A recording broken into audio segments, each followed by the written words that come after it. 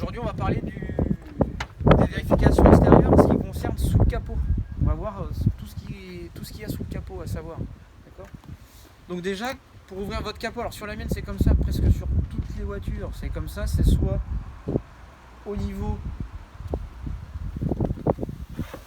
du repose-pied là, d'accord ? Ici, la petite manette que vous tirez, on entend le clac qui déverrouille le capot. Des fois c'est sous le volant, des fois c'est entre les deux sièges, entre celui du siège conducteur et celui du passager. En tout cas sur la mienne c'est ici. Donc là on l'a juste déverrouillé. Vous avez une sécurité à chaque fois. Vous avez une sécurité à chaque fois pour pas que le coffre s'ouvre par exemple en circulation. Vous avez encore une petite manette là. Voilà. Donc pour moi, faut pousser. Je sais pas si vous voyez bien. Faut pousser vers moi, vers la gauche, et puis vous soulevez votre capot. Hop. Mon capot, moi, tient tout seul. On voit bien, j'ai pas mis de tige là parce que j'ai un vérin comme sur un coffre ici. Là. Pour ça qu'il tient tout seul. Attention, sur votre voiture, il faudra peut-être mettre la petite tige pour pas qu'il vous tombe sur la tronche. Bon, ça c'est fait. Alors, te rapproche pas trop. On va commencer déjà vers nous là, ce qu'il y a là, et en plus il n'y a pas de niveau, il n'y a rien. Le liquide lave-glace. Il y a le petit voyant, comme on avait vu tout dans l'autre vidéo du lave-glace sur le Commodo. Hop, donc ça, il n'y a pas de niveau, hein, j'en mets jusqu'en haut. Hein. D'accord, il n'y a pas de précaution à prendre. Juste pour en mettre partout. On remonte la batterie. C'est la deuxième chose la plus grosse après le moteur, plus, moins, c'est l'électricité de la voiture.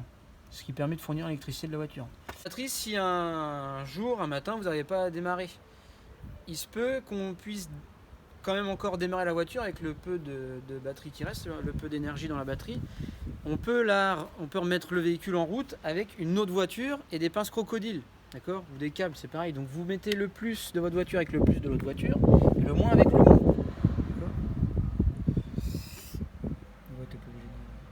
Et ça vous permet de refaire un démarrage, d'accord ?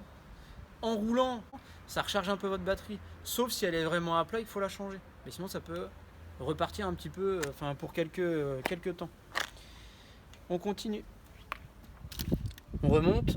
Ça, le symbole, comme il y avait pour mon système de freinage, vous voyez, le disque avec les plaquettes de chaque côté, et puis sur mon tableau de bord, il y avait le point d'exclamation qu'on voit là, c'était le même voyant que le frein à main qui était rouge. D'accord ? Alors, vous pouvez pas en remettre de ce voyant-là, de ce liquide-là, pardon. Faut juste savoir comment regarder le niveau. Donc on a un maxi qui est là et un mini qui est un peu plus bas. Faut que ce soit entre les deux. D'accord ? S'il en manque, c'est que soit vos plaquettes ou vos disques sont trop usés, donc le liquide descend en conséquence. Donc soit faut changer vos disques ou vos plaquettes, ou alors c'est que vous avez une fuite dans votre circuit de freinage, et donc là c'est plus grave, et votre voyant de toute façon s'allumera. On continue. Ce bouchon là, on voit bien le petit logo encore, la petite murette d'huile, la lampe d'Aladin, c'est l'huile moteur. Donc j'ouvre ce bouchon et puis je mets l'huile ici. D'accord ? Sur le même bouchon, moi, j'ai ma petite réglette de niveau. J'ai un mini qui est là et un maxi qui est là. Il faut que le niveau soit entre les deux. Là, il y en a partout parce que le moteur a tourné. Il a été en route, le moteur. Mon moteur n'est plus froid. Il faut attendre que le moteur refroidisse, d'accord, pour faire le niveau. Et en plus, la deuxième condition, c'est que je sois sur un terrain quand même à peu près plat. Si je suis en côte ou en dévers, c'est pas. Moi, tout se fait sur un même orifice, on va dire. Des fois, sur certaines voitures, vous avez le bouchon de remplissage, j'ai envie de dire, et à côté, vous avez une petite tirette pour faire le niveau. Bon, mais sinon, c'est pareil, d'accord ? Souvent, ils sont juste à côté. On continue. Ce voyant-là, liquide de refroidissement, là. Il y a la main avec la chaleur, là. C'est parce que vous ne pouvez pas l'ouvrir quand votre moteur est chaud. Parce que sinon, vous risquez de vous ébouillanter. C'est un minimum, là-dedans, 90 degrés. Hein, donc, je vous fais pas de dessin. Ça pique. Si vous l'allumez quand le moteur est encore chaud. Vous avez encore un niveau, quand même. Le maxi qui est là et le mini qui est un peu plus bas.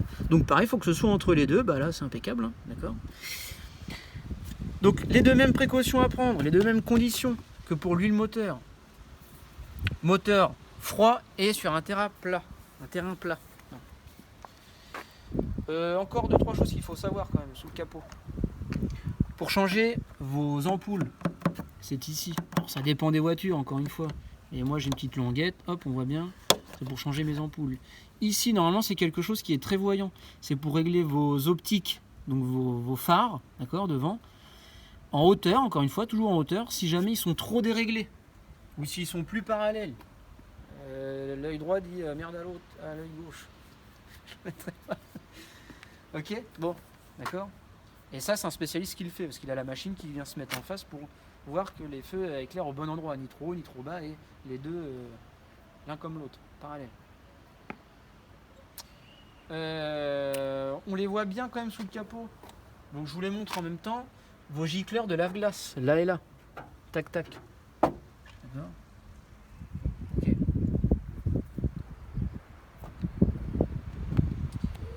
On va rester quand même sous le capot là.